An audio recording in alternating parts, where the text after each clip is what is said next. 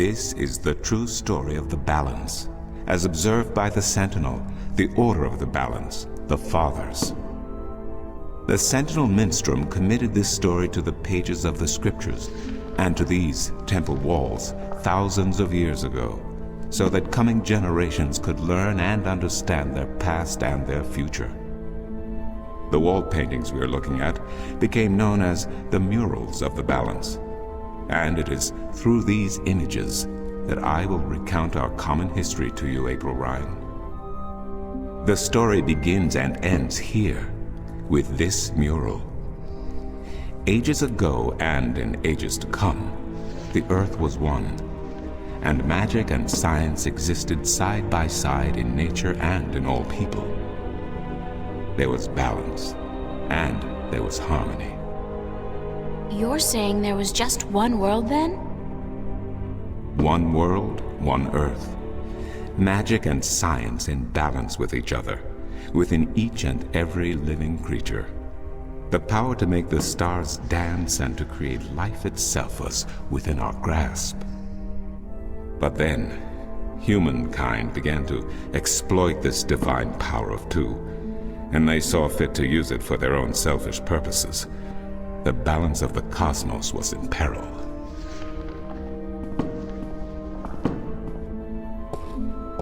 Unless something was done, unless man was humbled and learned to fear the power he wrought over cosmos, the twilight of chaos would fall upon Earth.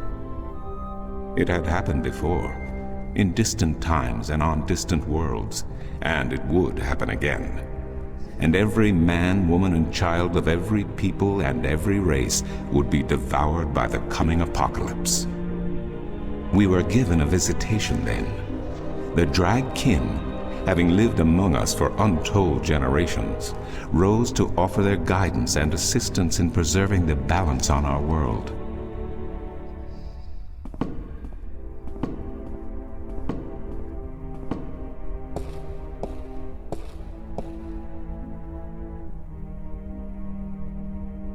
The Drag? I think I've heard that name before. Drag Kin, Draken, dragons, whichever name they go by, they remain the eternal servants and custodians of the balance. There were 4 of them here on Earth, and of the 4, one who would found the Order of the Balance, the Sentinel. The first minstrel were instructed that magic and science would have to be separated before the balance collapsed and brought untold disaster. Earth would have to be split in 2 equal parts. Arcadia and Stark, magic and science, chaos and order. The first Sentinel were counted 13, 6 scientists, 6 magicians, and one who was between, the Drag Kin, our mentor, our custodian, our learned guide. Both magic and science were needed to perform this most difficult of tasks, to split a world in 2, to create 2 worlds from one.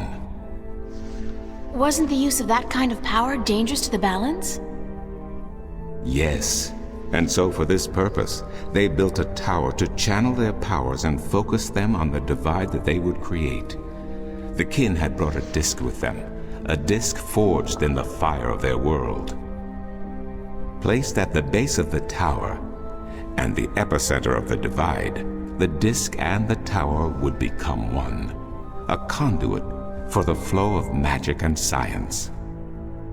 At the appointed hour, the 13 came to the tower, and with them a woman, whose destiny was decided by the purpose to which she had been born. She would be the first guardian, the human protector of the balance, who would stay in the tower for 1,000 years to watch over the 2 worlds and to ensure that the flows of magic and science were always equal. And so the ritual began.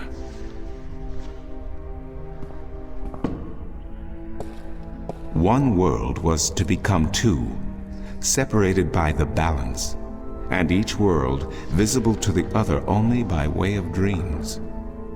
Who was ushered into which world was not an arbitrary choice, nor one taken lightly. For the magical creatures, the choice was simple. They had to go to Arcadia. Their kind would not survive in Stark. But for others, families were torn apart, lovers separated, and friends lost for all eternity. Encircled by the 12 and the One who would be Guardian, the disk at the base of the tower began to spin faster and faster as more and more power flowed through it, until it was a blur. Darkness enveloped the tower, but the disk glowed brighter and brighter. Reality turned, and in one moment, a new reality had been created and 2 new worlds born. In the tower there was silence. The original disk had disappeared, and in its place was a smaller counterpart, a similar yet different disk. Around and outside the tower, the world looked different. They were now between Stark and Arcadia, between reality and dream. This was the realm of the Balance and of the Guardian, and it would be her home for the next 1,000 years. The one who was kin picked up the disk and said, "This disk is a counterpart to the original disk, which has now become this realm, and the key to which has been split and divided in 4. The key is the disk, and the disk is this realm."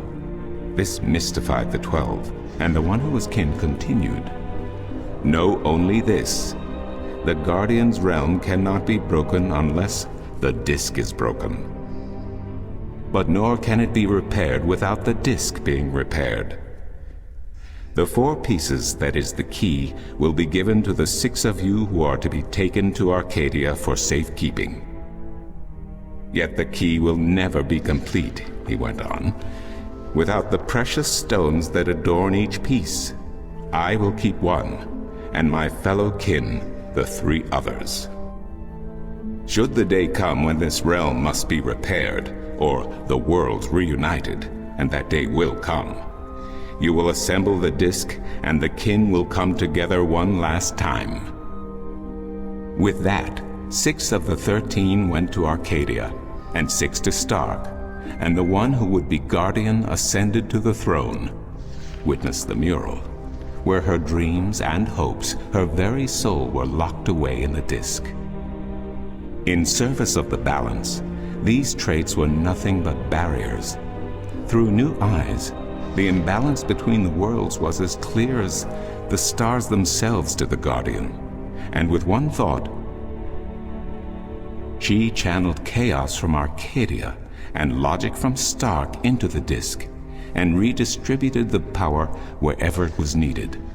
A new era had begun, the era of the Guardian. After they left the tower, 2 of the Drakkyn went to Stark, the other 2 to Arcadia. The 6 who came to each world started what is now known as the Sentinel, the Order of the Balance. But while in Arcadia the Sentinel thrived, in Stark they did not. In Stark, the memories of magic and the Balance could not survive in the face of the new reality of natural laws, of logic, and of science. And soon, very soon, Arcadia became nothing more than legend, a myth, tales of fairies to recount to impressionable children, and stories to frighten and entertain around a fire. And while dreams still brought sights and sounds of Arcadia to those asleep in Stark, they were discounted as mere dreams and nothing more. So that's it? We forgot about our past and about Arcadia? And that's the way things are? Then what's wrong with that? And why does magic from Arcadia seem to have begun leaking through to Stark? That is another long story. But I can tell that you are tired of stories, and so I shall be brief.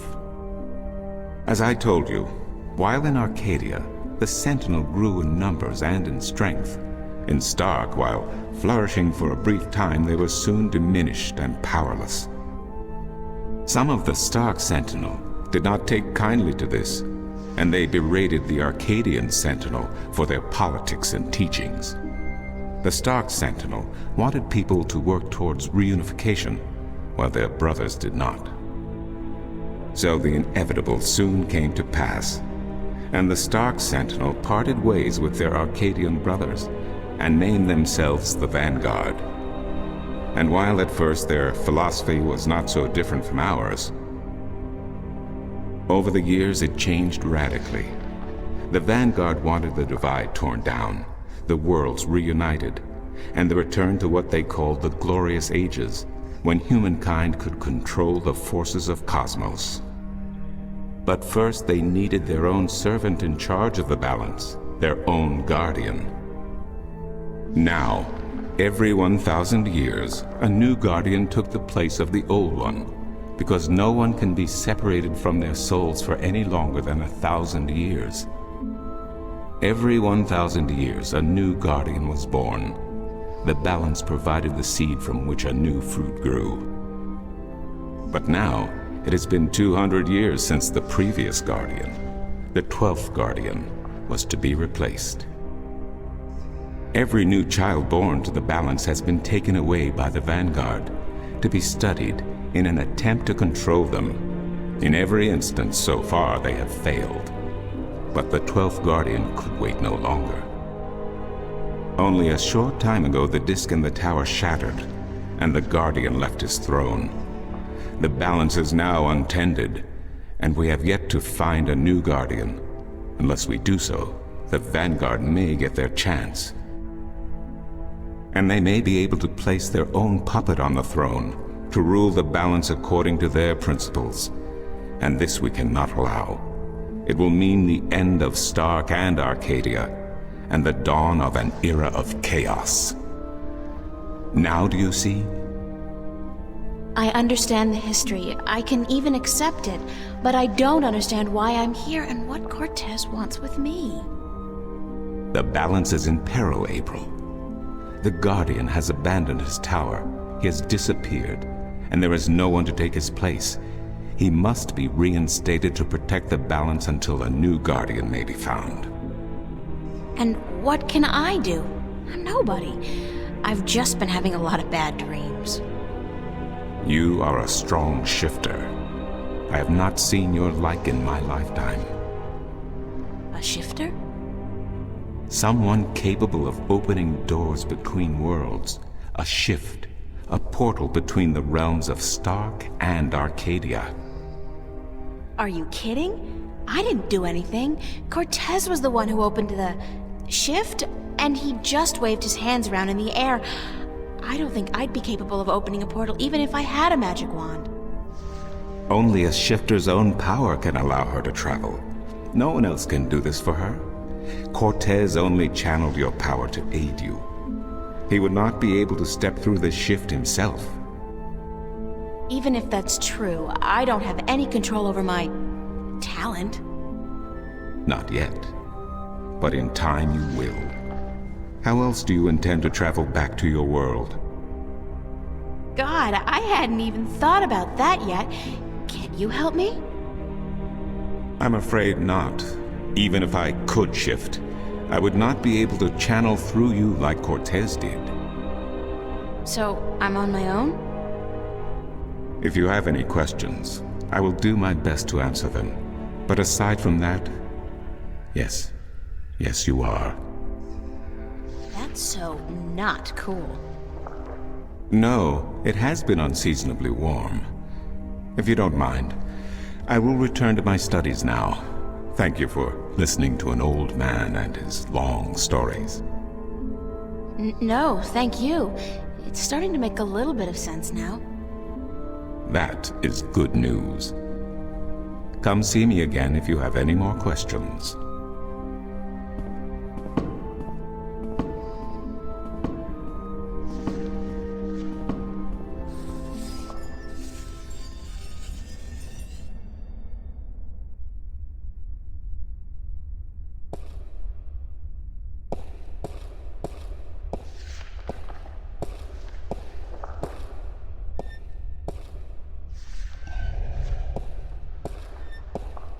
Excuse me.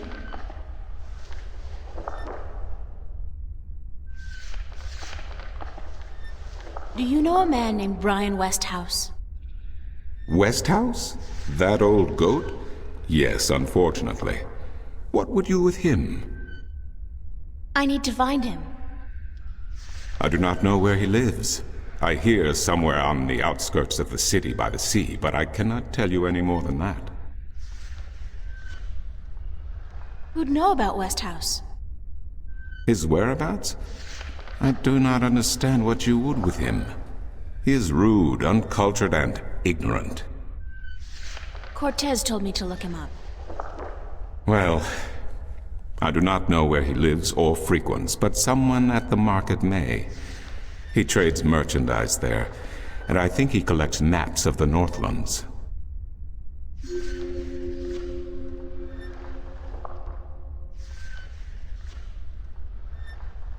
What do you know about Cortez? Your mentor? What has he told you about himself?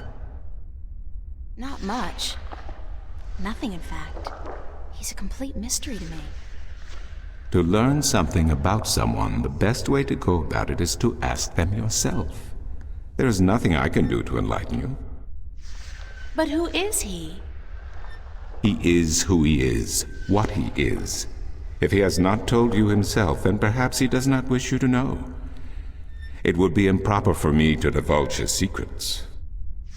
You're as bad as he is. No offense. It's just frustrating. I understand. The next time you see him, tell him what you have told me. Maybe he will tell you the truth, maybe he will not. It is his choice to make.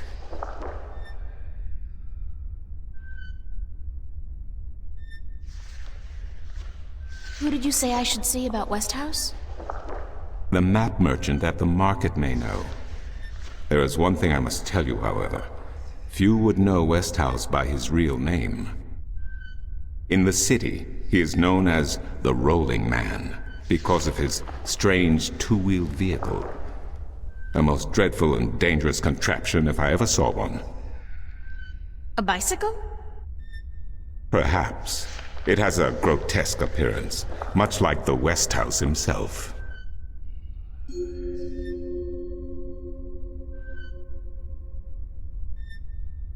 I'll see you later.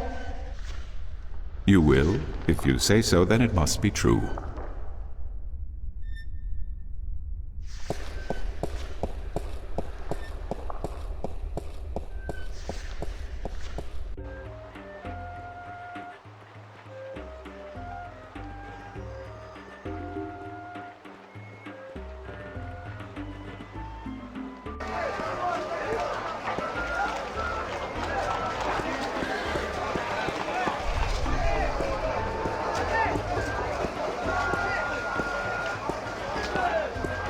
Maps!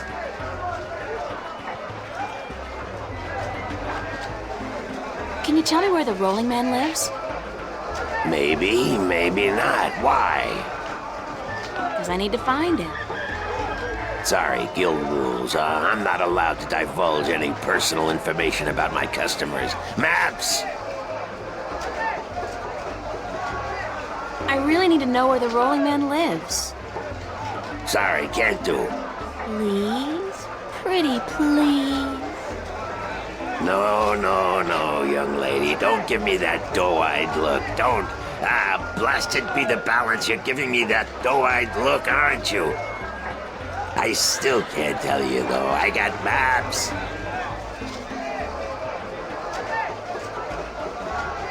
I'm looking for Brian Westhouse. Briar west of house? It's not on any of my maps, and I've never heard of it. Maps! It's a man, not a place, Mr. Brian Westhouse. I would most certainly remember a name as queer as that, and I don't. Get your maps while they're fresh. Please tell me where the Rolling Man lives. No, can't do, miss. I can't divulge personal information about my customers.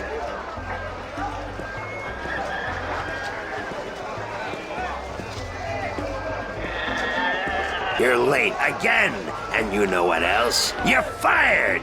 Give me back the delivery list and get your sorry blue skin elsewhere! Hired hell. Bah! Never hire a Dolmari to do a human job. What are you gonna do now, without a delivery boy? Hire a new one, of course. Blasted be the balance. That means I'll have to pay the damn fee to the Guild of Merchants. Damnation! Maybe I could help you out. You? How? I'm quick, honest, and reliable, and I've got a lot of experience in the service industry. Perhaps a female errand boy could work if the Guild of Merchants don't find out. I won't tell them if you don't. Mind, the pay is not much, only a single errand per delivery, plus whatever tip the customer may see fit to give you. I'll take the job, if you want me. Agreed. Maybe you'll even bring in some new business. Here's the delivery list for today and your first map. It's for the captain of the White Dragon. Nebeve, I think his name is. You'll find him in the harbor.